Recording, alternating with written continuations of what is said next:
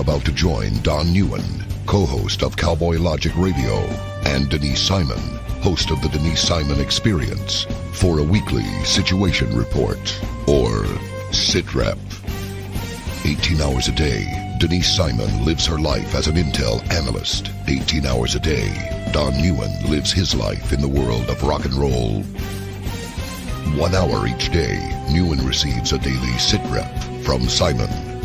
Welcome to the Drive Time Situation Report. Fasten your seatbelt. You're now in Don Neuen's car, and he is calling in for his SITREP.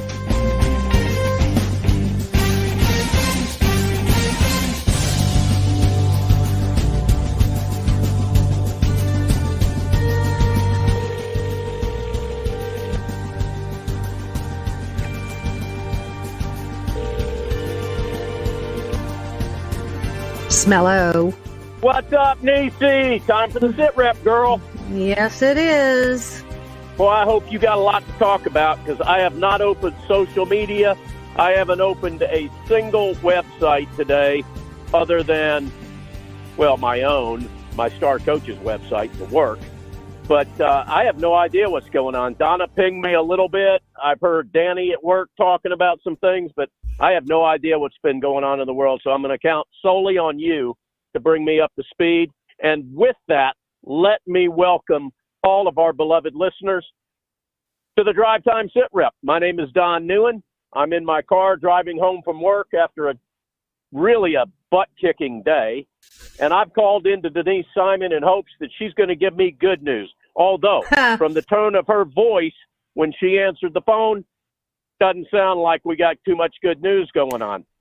So we'll find out. On the other end of this call, Denise Simon, the host of the Denise Simon Experience. Again, my name is Don Neuen. I am the co-host of Cowboy Logic Radio. Denise, let's time stamp it and get after it. Well, it's 8:36 p.m. Eastern. On the 9th day of March, in the year of our Lord, 2020. Denise, Merry Christmas to you. Merry Christmas and happy daylight savings. Yes, I actually wish it would stay like this all year. I really don't care, but it's what it is. Well, the longer the day when you have a farm, the better.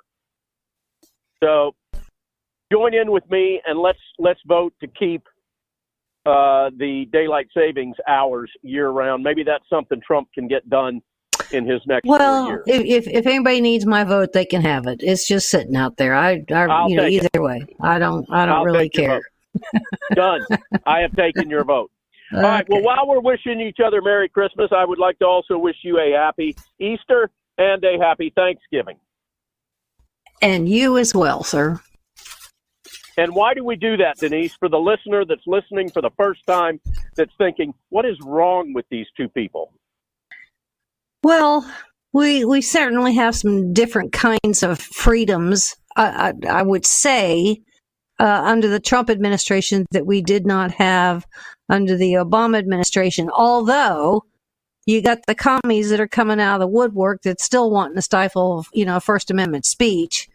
And so Easter and Christmas and Thanksgiving and, probably even St. Patty's Day is probably considered still by the left as hate speech. Right. Screw the left. Okay. Now that we've gotten through that, I'm sick of it, Denise. I am sick of liberals. I am just sick of them. I have no tolerance for them anymore.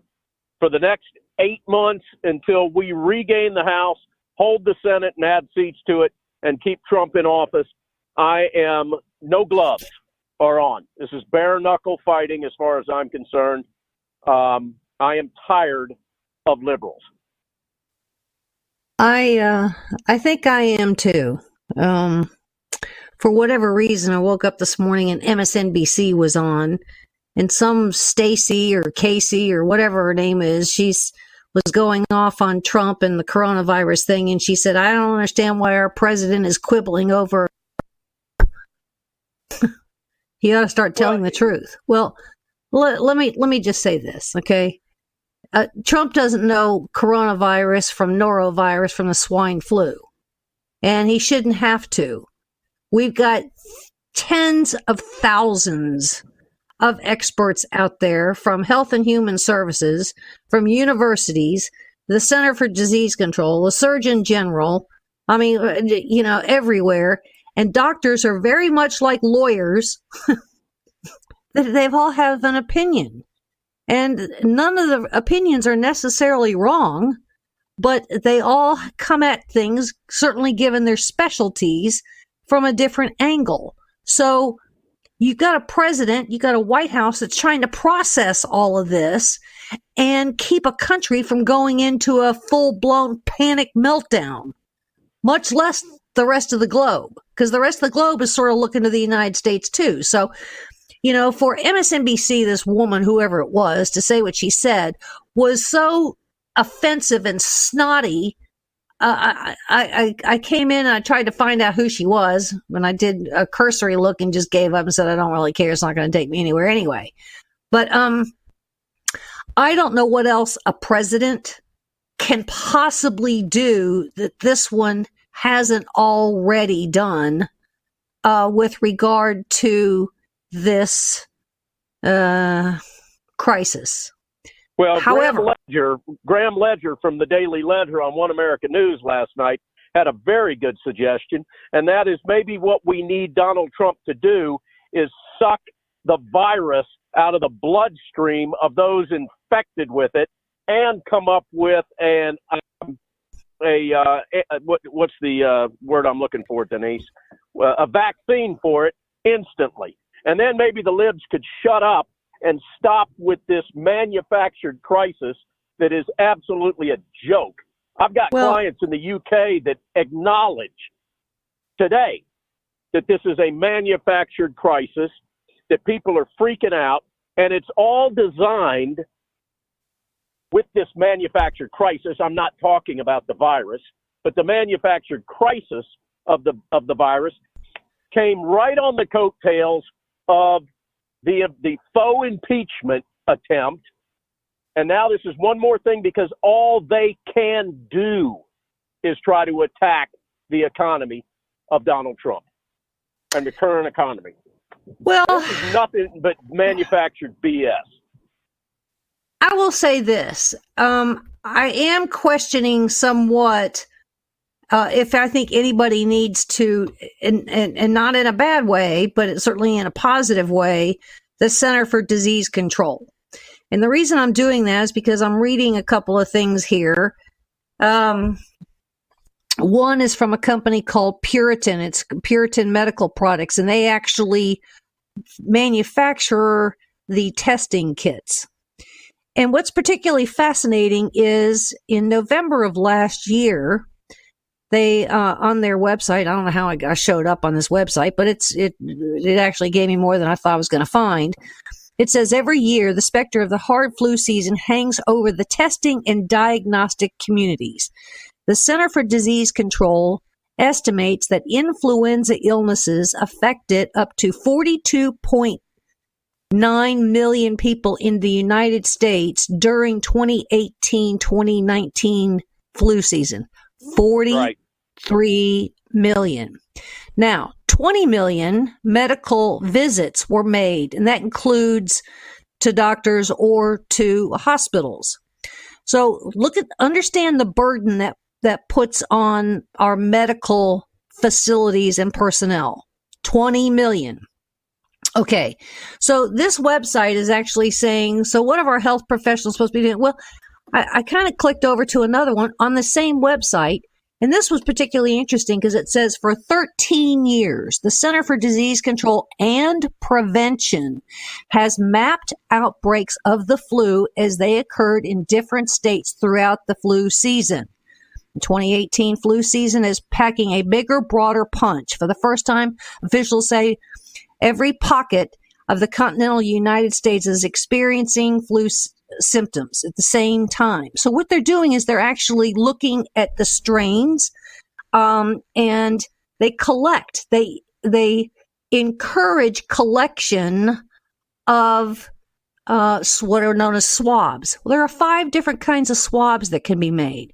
So all of a sudden, because of media today attacking the Trump administration over coronavirus, is that every flu is now coronavirus. Every one of them. That's kind of where we are. And so, what is just fascinating here is, because I heard, CNN, what's his name, Costa, jump on Pence, I think last Friday. What are people supposed to do? They can't go to the doctor and get swabbed. That's false. I just happened to go to a doctor on Friday for my shoulder. And I was asking this girl, she said, well, if somebody feels like they're sick, all they have to do is come in and get a swab. They essentially, some doctor's offices are sophisticated. They can test right there. If the results are in fact determined right there, they will look to see what kind of a flu it is. And we got all kinds of strains. If it's outside what they have normally deal with, like it could look like a coronavirus, then they send it off to the state. All right. But it is really quite amazing that we've conflated everything down to, you got the flu. Oh my God, you're a leper. And so we're going to shut down countries. We're going to shut down travel. We're going to shut down businesses. We're going to shut down schools. We're going to shut down everything. So hey, look, this is a manufactured crisis. Anybody with common sense can figure that out. They're closing school systems. They're closing schools down. They're closing the countries down. South by Southwest Festival was canceled. Yep. I mean, it's a joke. It's a joke. And the CDC is a joke, too. Rod Rosenstein's sister's a big wheel over there. Well, you got, this is one more, and I'm not blaming it on her, Denise, but you got deep state people infecting the agencies in the federal government that they're infecting it worse than the coronavirus is. This coronavirus, it's a manufactured crisis right on the coattails of their failed attempt to impeach him. And anybody that doesn't believe that is a liberal and needs to go on believing whatever the hell liberals think. Well, given the fact that the Center for Disease Control has been tracking for 13 years, and because other more robust flu strains have come out of China, because we got hoodwinked by China on SARS, and then we had the H1N1, and we got the swine flu, and we got the norovirus, and all these other kinds of things. So my sense is something is very wrong. I don't believe that the CDC has done anything wrong. My questions to the CDC is, are you being restrained by something else? And my sense is the answer to that is yes. Now, what could that be? I'm going to tell you, I think that is something called the most, the most favored nations clause. World Trade Organization. You know where I'm going with that? Yeah, I do. This is a manufactured crisis. Well, no, I wasn't going there. Well, I'm going to stick on that. All right. Well, you can stick to it. Now, we've had the favored nations clause for quite some time. However, under the Clinton administration, he made some interesting decisions with regards to China. And we are now experiencing some real issues in all trade. Now, certainly China back then under the Clinton administration isn't the same China that it is today. I would argue it's much worse. But we've had all the indicators that China is going south on us since the Clinton administration.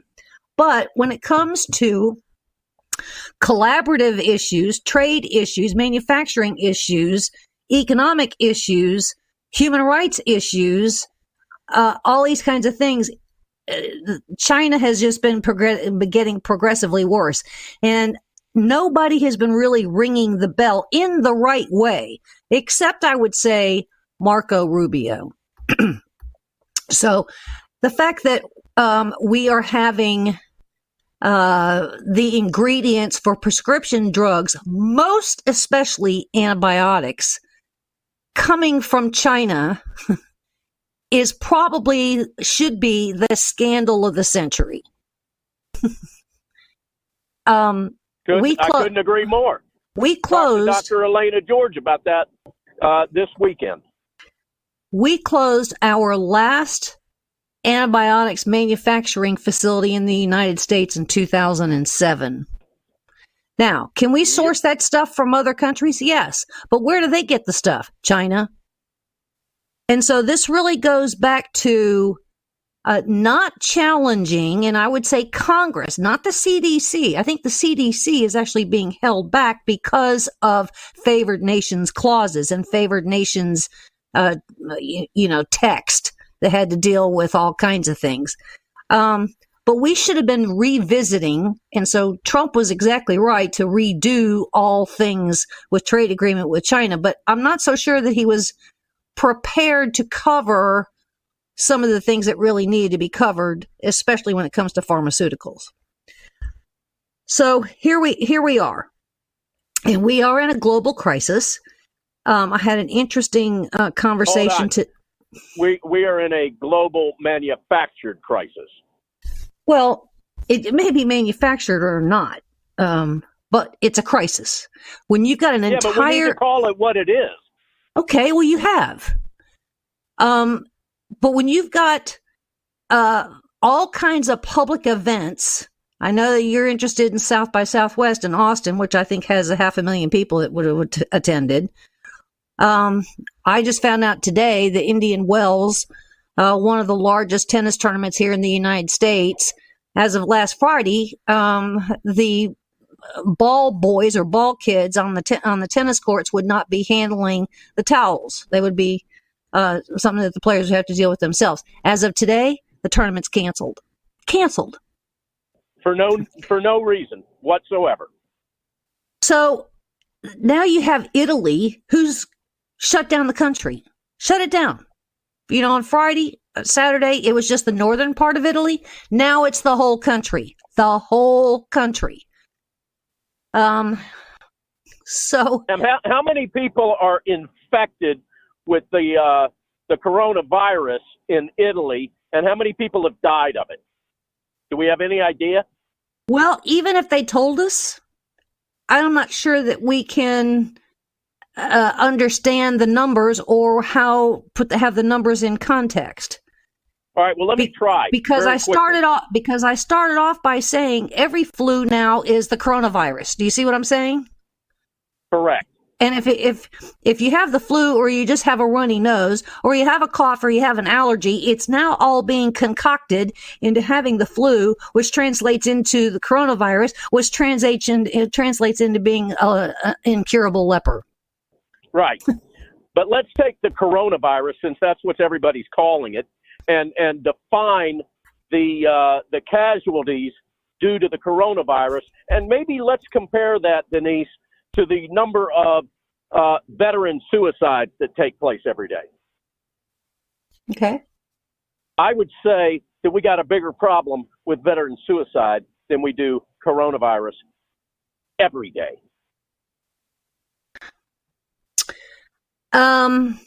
Well, do you agree? No. Why not? Because how many people did we lose today due to this alleged coronavirus crisis, this manufactured crisis? How many people did we in the United States lose today? I don't know.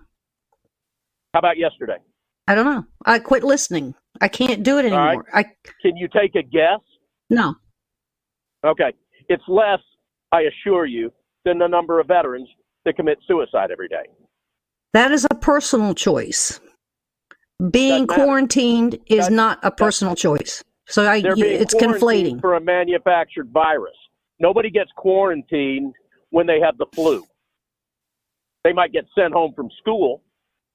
But if somebody has the flu on a cruise ship and pukes and has runny noses and all this other crap that comes along with the flu, the aches and the fever. They don't quarantine the ship.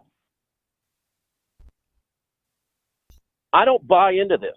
And there's, you can convince me of a lot of stuff in these drive time sit reps. Not going to convince me that we got a crisis on our hands that's not manufactured and that's I'm not trying to. And that is manufactured to damage the biggest thing that the libs can't fight and argue against with Trump, and that's the economy. I hear you. I hear you. I'm not trying to change your mind. I am just putting in other factors here where the failures are really coming from previous administrations, and Congress is really to blame on this. The only one that I think that gets it is Rubio. I heard a fascinating interview with him, and he's been sounding the alarm on this kind of stuff for at least 3 years. And now you have, the Pelosi's and the Schumers and the media all saying, Trump can't tell the truth and Trump can't this and Trump that. And he's got doctors that are, he's contradicting doctors and they're contradicting him and so forth and so on. I get it all. I have been saturated with this stuff for about 16 hours a day. So when you ask me how many people died, how many people are quarantined, I don't know anymore because the numbers don't matter to me. We are where we are. Real or whatever. People are really quarantined. Rightly so or wrongly so, it's hard to say.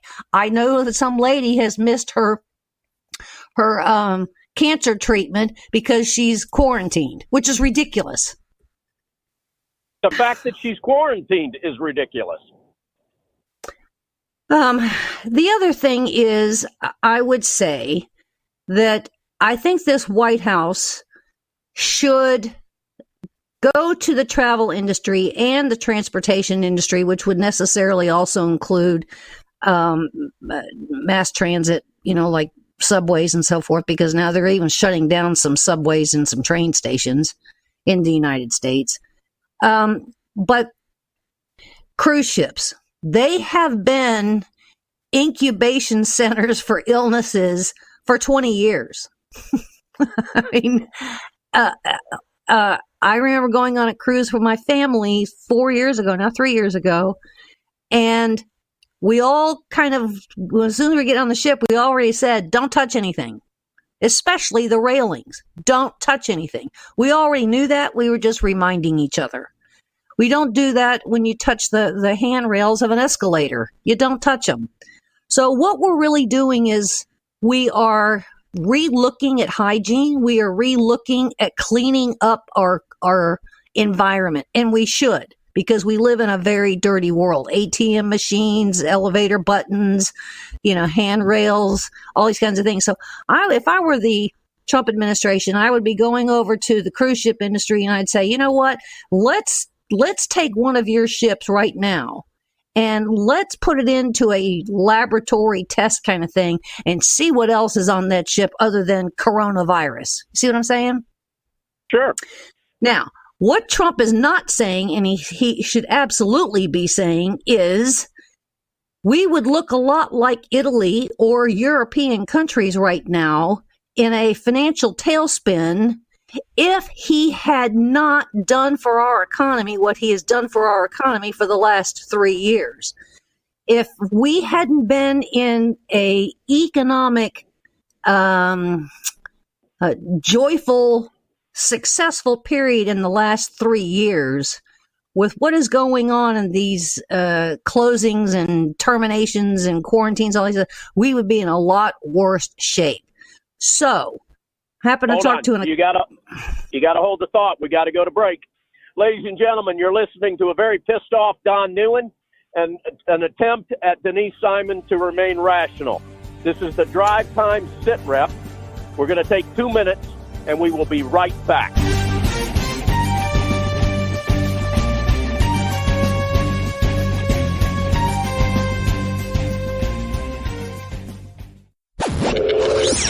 Check us out on the web at cowboylogic.us.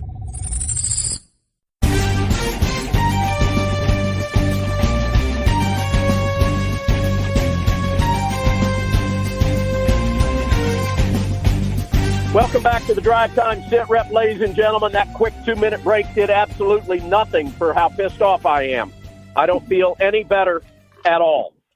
Welcome back to the Drive Time SITREP with the stellar Denise Simon, who's going to try to calm me down. I don't know if it's going to be possible tonight. Denise, back to you. I'm not trying to calm you down. If you want your anger, you deserve your anger, and that's good. I mean, I'm fine. I do things more clinically, but I get it.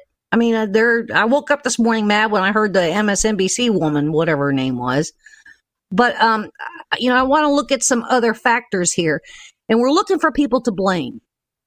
And I don't know if there's one person to blame. I don't know if there's 300 to blame. I don't know if the blame can go back a decade, 3 administrations. I mean, it kind of at this point doesn't matter. We have to deal with where we are.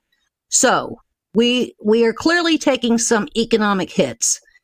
And I would say our first quarter was very good, certainly given the unemployment numbers or the employment numbers that came out last week.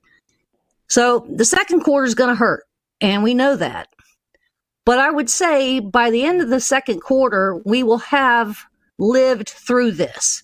Things will be very much better at the end of the second quarter than they are today. We will have some control. The panic will go away, and we'll begin a major recovery. So then what will happen?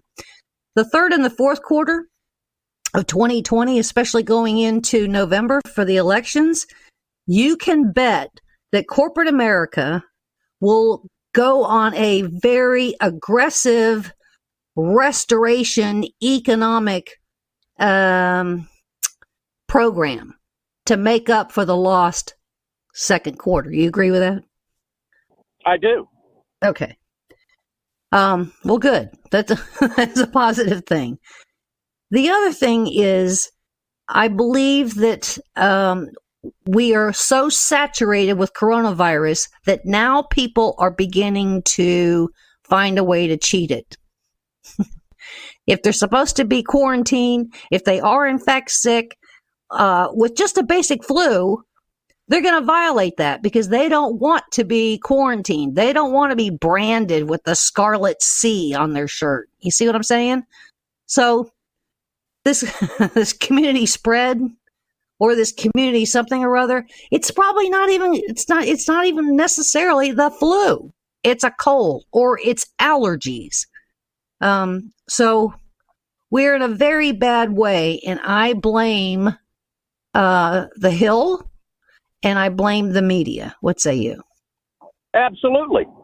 More specifically, I'm going back to a manufactured crisis. The coronavirus is not some type of pandemic that's going to kill mass numbers of people. I just don't see that happening. I don't see it happening here in the United States.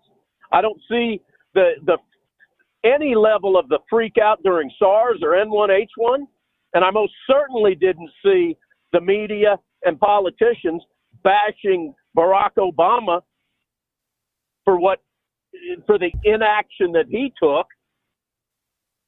This is manufactured. I'm telling you, I spoke with a tour manager from the UK today about this. As a matter of fact, the client, the artist, was supposed to go to South by Southwest, and I had to revise their tour because that's not where the tour is starting now. It's going to start right here in Atlanta. And he and I were talking about this, and I said, look, man, I want to know what you feel as a Brit. What do you feel about this? What do you think about this virus, this pandemic? And he goes, based on what I can tell, it's been manufactured to damage your president. I went, wow. That's the same thing I think. This virus has no credibility with me. It's like any other virus. It's like any other flu. Except this is the only thing they can sink their teeth into and get the mainstream media behind it and making this thing sound like we've got the plague that has hit the planet. Right. I don't disagree with that. So I encourage our listeners to go do whatever the hell you want to do and go. I don't go on a cruise because I don't like hanging out with thousands of people on a boat. I'd rather fly and go enjoy someplace. But go do what you want to do. These people running around with masks on and we don't live in China. We live in the United States. I haven't seen a single mask. Oh, we have. Well, but I'm a tourist state. Yeah. Well, if you've got a mask on, you've probably got an IQ in single digits. Well, we have to accept the conditions that we're in. I mean, we can call it what we want to call it, but let's just accept where we are. Now, the big question is, where do we go from here? And where I say we go from here is do not stop living and live like you normally do. Just take one extra step of precautions. We need to sanitize our environment. I think that that's a given. I mean, we live in a dirty world, and the United States, I would say, is a whole lot cleaner than some of these other countries I've been in. I spent a month in mainland China many years ago in Nanchang, which happens to be now one of the places that's affected, and I couldn't believe the filth. I spent a month in Cairo back in 1990 something or other, and I couldn't believe what I saw there either. It's kind of like when you go to these countries, you can't wait to get home because you feel not as vulnerable to crime or illness. It's really remarkable. Well, and we're not real big on licking doorknobs over here either. Precisely. What is up with that? I have Who no the hell idea. licks doorknobs? Well, who licks ice cream in the grocery store and puts the container back? A guy that got some time. What a schmuck. But who walks around licking doorknobs? I don't know. Hence my whole statement. We live in a very nasty world. That's right up there with light and farts. I mean, think about it. Another situation where you got single-digit IQ. All right, well, here's the thing. I know you don't open Drudge. I open it rarely. I'm not opening it now at all because all it is the coronavirus report. The first 30 articles that they've got links to are coronavirus. I mean, it's a joke. What can we talk about for the rest of the show that has nothing to do with coronavirus? I'm so glad you asked. Because I really wanted to. Okay, cool. Great. So there's a very interesting case that we were all very freaked out about at one point, and now we've since forgotten it. But it's time to kind of bring it back up again, and I'm very happy that you mentioned this. Can we talk about something else? And the answer to that is yes. And I want to talk about MH17. You may remember the Malaysia Airlines, not the one that we never found. This is the one that was shot down by a Buk missile over Ukraine in 2014. Do you remember that one? Yes, ma'am, I do. Okay. Yippee skippies.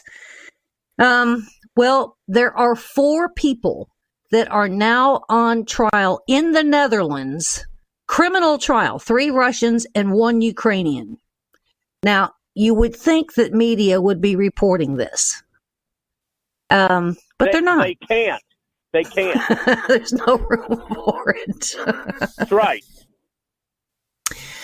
Okay, well, one of the people that did an awful lot of investigative work that gave the court in the Netherlands a lot of the documentation on what happened to MH17 is a fellow by the name of Elliot Higgins.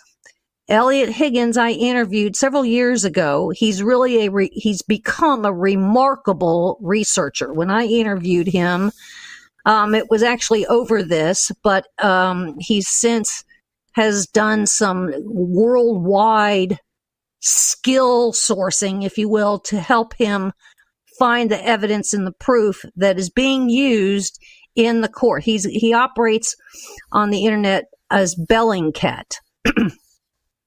So anyway, this is now a fascinating case, and I believe that this will expose some interesting things when it comes to what Russia is going on in Ukraine, such that these four people, and I think there's more. I think that Elliot or Bellingcat actually came up with about a dozen. But there are certainly at least four that are a part of this case. So I'm very happy that, some 200 and some, whatever number of people that were on board that plane that all perished, 298, may get some sense of justice. And then we'll see where it really points to. Does it actually go to what is known as the Russian separatists? I call them Soviet loyalists. Did this come from some approval from Moscow, from the Kremlin, all those kinds of things? So there's a movie. Or did Hunter Biden pull the trigger?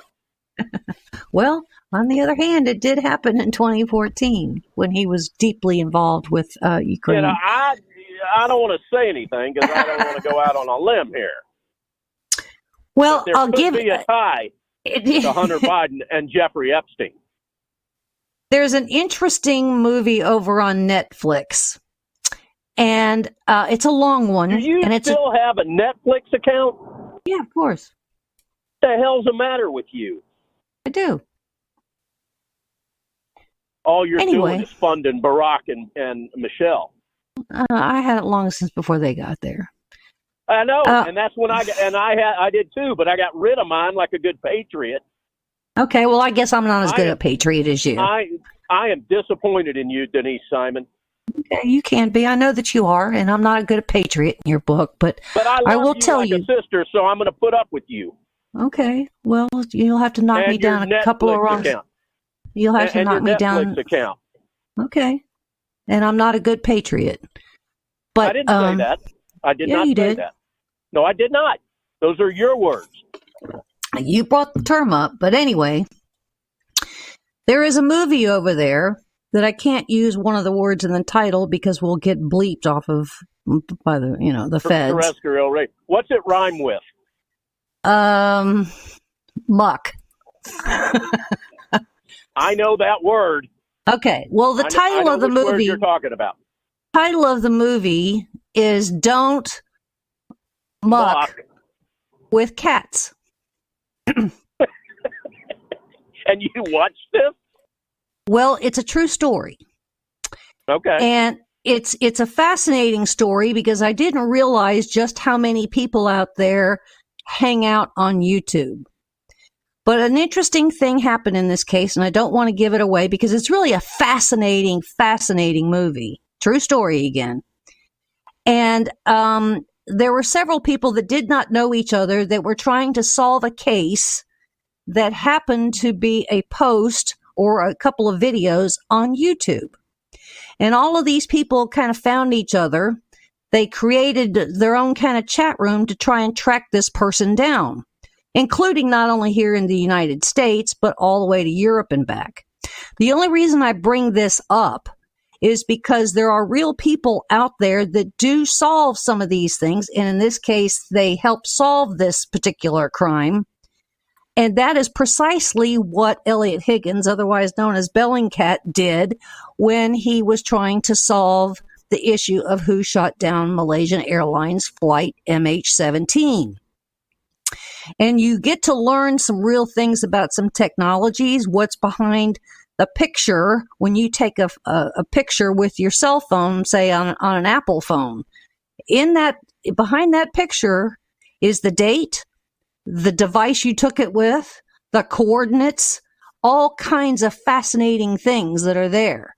And that is the reason that Bellingcat was able to discover and essentially solve for Ukraine, for Australia, for Netherlands, for Malaysia, for, us in the United States even, who shot down this plane MH17. So, you want to talk about something a little bit different? There you are. This case is actually in court, and we're trying, at least in absentia, interestingly enough, 4 people, because these 4 people refuse to show up.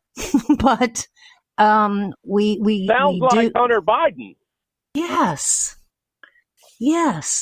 I'm telling you, connect the dots. I don't know that he had anything to do with Russian separatists, but no, I'm being facetious. But all right, well, let's see how much time we got. Thank you for taking us in a different direction, Denise. It did, didn't it? You did. All right, you got about 11 minutes. What else you want to talk about? Well, let's see. If you were stuck because of an illness, a quarantine, I'm going to say stuck, what would you be doing with your time? Depends on if I had stuff that I could read. If I had a computer that I could use to maybe write things, what would I be doing? That's a very open-ended question. Well, see, and this is what... golf. I would not golf. Okay. But I might hit golf balls off of a chip. This, I think, is a big opportunity here for an awful lot of people to be a little bit introspective. If they're going to not go out of their homes quite as much as they were, not because they're quarantined, but because they're a little hesitant to necessarily do that, then I think this is a good time to try some interesting things.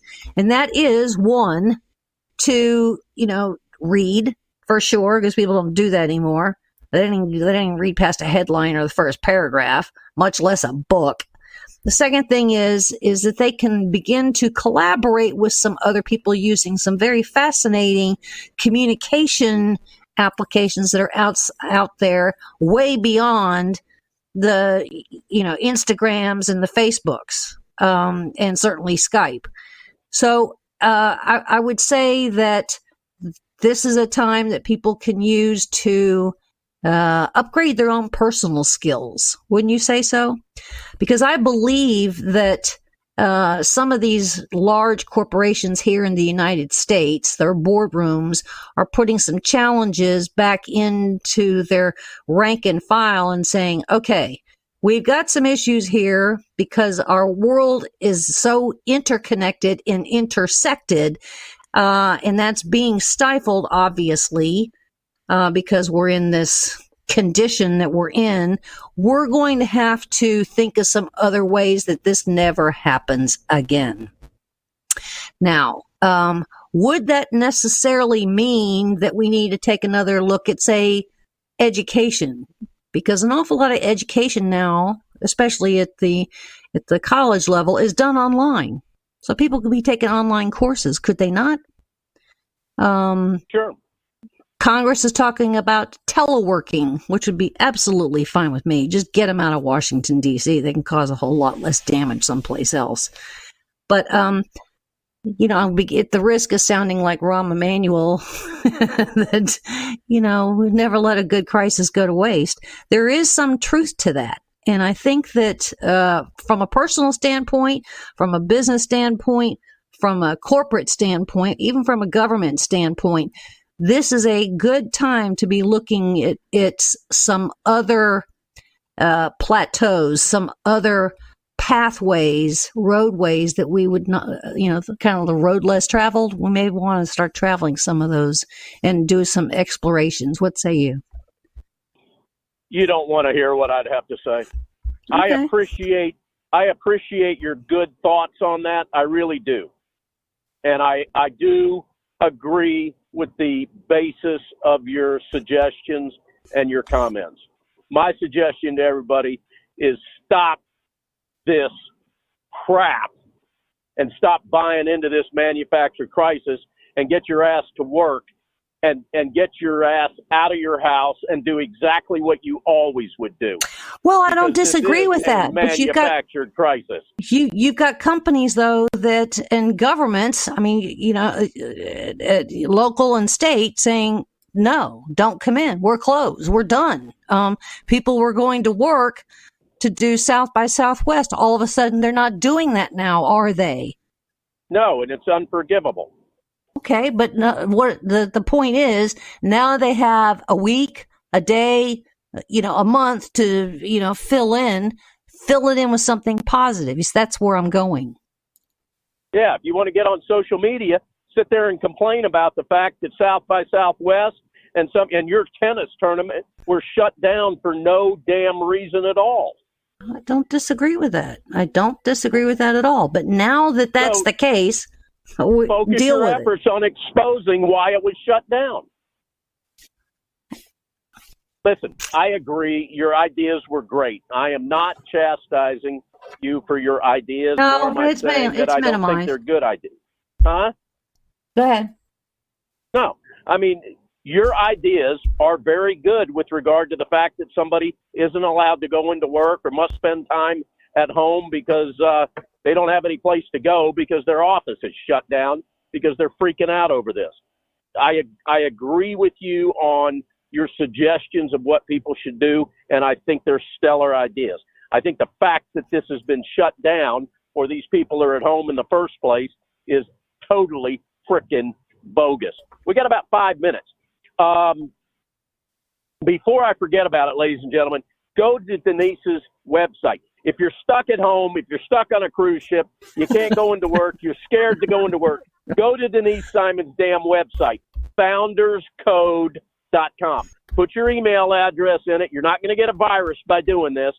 Put the email address in there. Every time she writes a new article, you're going to get a beautifully crafted email coming to your inbox telling you about that article and allowing you to read it at your leisure. founderscode.com. Why should you do this? Because Denise does all the work for you.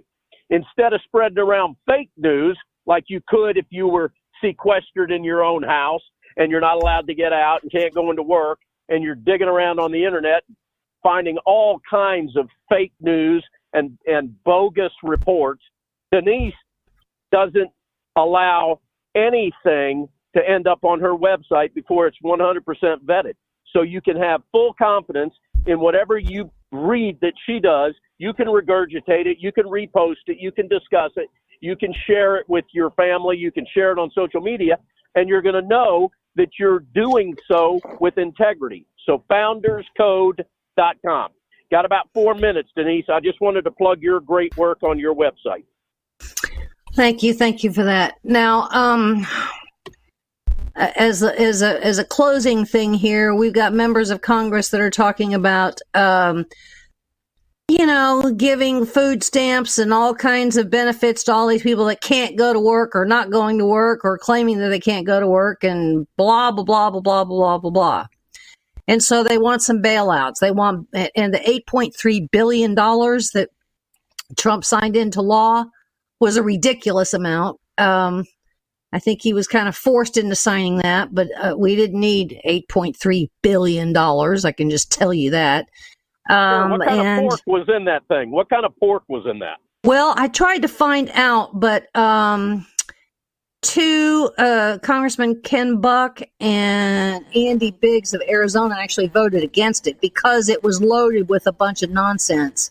And I kind of knew that it was, but I can't find it. So I was poking around on Friday in order to find it. But anyway, now what the Trump administration is doing is looking for alternatives to these massive additional monies that the Bernie Sanders and the Nancy Pelosi's and, the rest of them want to start putting before the finance committees to see what other kind of generosities that we can put out there. So what the Trump administration is considering is looking at payroll taxes and maybe giving some relief on payroll taxes for whatever period of time. It may be 60 days, it may be 90 days, in order to stop some of the pain that some of these people are going to feel or are feeling because they can't go to work,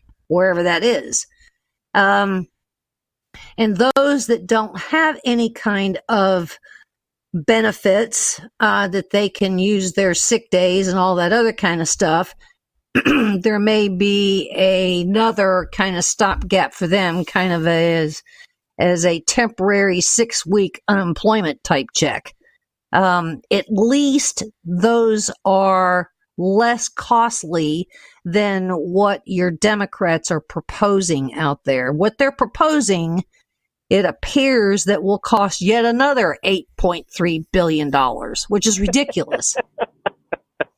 They never cease to amaze me. Hey, you cleared your throat a minute ago. Are you okay? Yeah, there's just a bunch of... I mean, you're not sick, are you? No, there's like pollen. It's all over my windshield. It's all over my table. I mean, I just want some rain down here, and I'm not allergic. It just kind of gets in your eyes and kind of gets in my nose. Well, we'll be glad to send you the rain that we've had. I heard that. In Georgia. I heard that. We've had a reprieve for 2 days. It's coming in again tomorrow, and we don't see another sunshine on our weather apps at all. And we swam over to Family Dollar the other day. It was really cool. Well, did you go over there to buy some supplies to make your own hand sanitizers? No, but we did buy maxi pads and rubber bands for masks. Oh, cool. Okay. Yeah, they're stylish. The ones with the wings on them. Oh, I don't know what those are called because personally I've never worn one. I don't know what those are called. Ladies and gentlemen, before this conversation goes completely into the toilet, we want to thank you for joining us for another SITREP. Thanks for tolerating me because I'm pissed off, and I don't actually know when I'm not going to be pissed off again. Maybe it'll be when this manufactured crisis ends. Thank you for joining us on this week's Drive Time SITREP. You got Denise Simon. My name is Don Neuen. We hope you'll check out our shows, The Denise Simon Experience and Cowboy Logic Radio, on whatever station you've been listening to this one on. Denise, you're the one that takes us home. Well, anyway, thanks for being with us. Thanks for listening, and God bless America.